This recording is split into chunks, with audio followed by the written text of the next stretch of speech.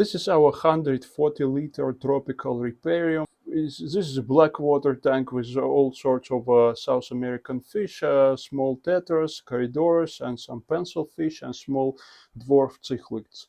So a while ago, I've bought really beautiful bromeliads for the upper part of this riparium. You can see one of them in here, and there are some up there, and a couple in here.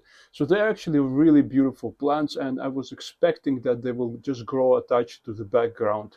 But one thing I realized that they are really moisture hungry plants. So I fill up the cups of this plants with water every single day, every single morning, but the next day they are completely dry already. So they need lots of moisture. So they need to be watered every single day. They need to be sprayed every single day.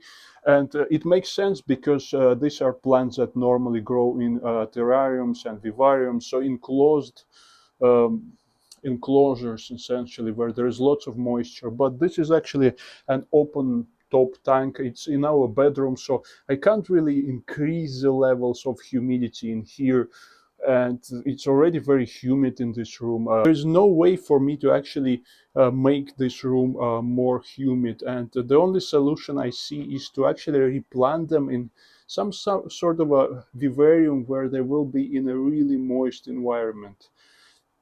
Yeah, it's quite sad for me to remove them from here, but I'm not ready to provide this kind of a high maintenance for them, watering them every single day. So I've made some sort of an enclosure for this vivarium project. This is actually a 30-liter tank. It's a fish tank, regular fish tank.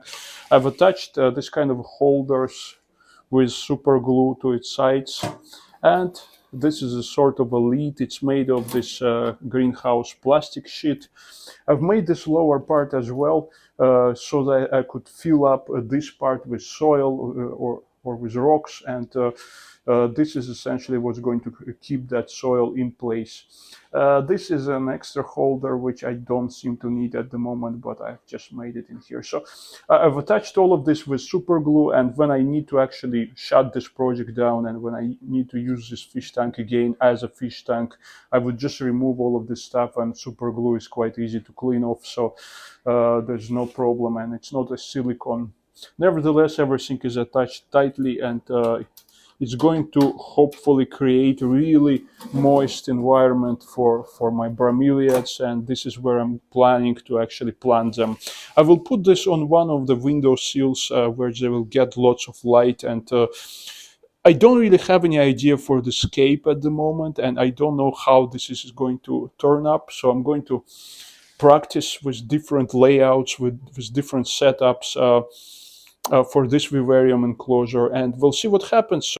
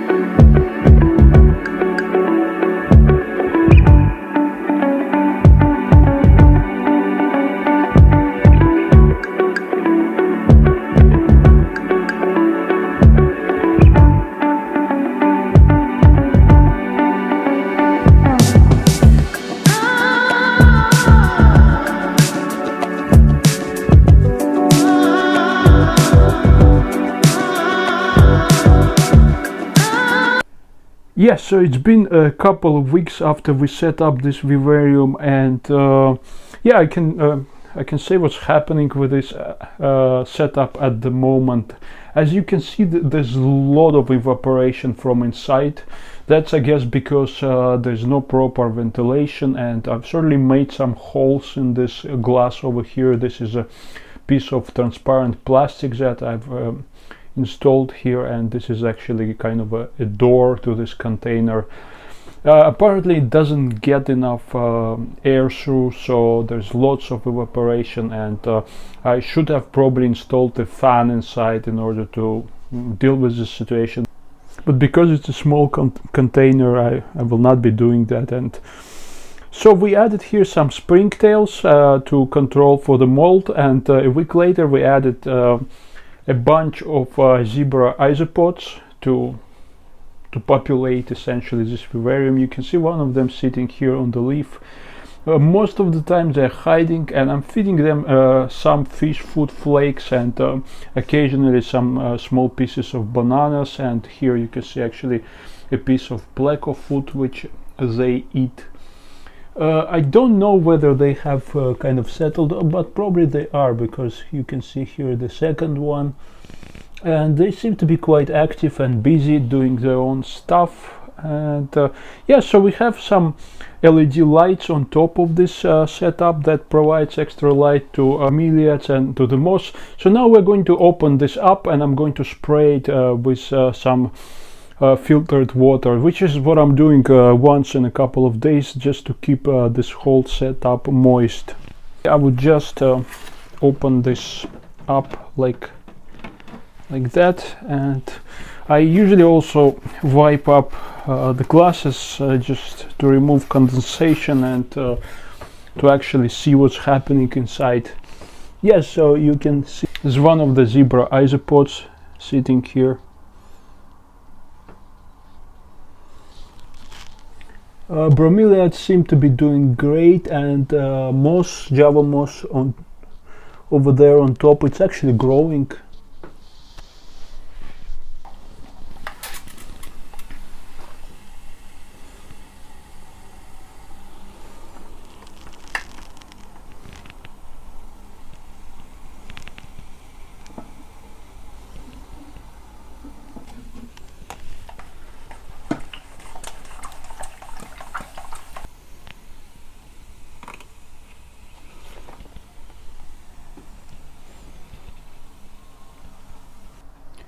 So basically that's it about this vivarium, and this is essentially my first experiment with this bioactive setups, and sometime in future I will probably create something much larger and populate it with poisonous dart frogs, but for now that's more of an experiment, and that's more of a kind of a experience gaining moment for me. And yes, I'll keep you updated on how this setup is doing, and don't forget to subscribe if you haven't, and leave your comments in the comment section.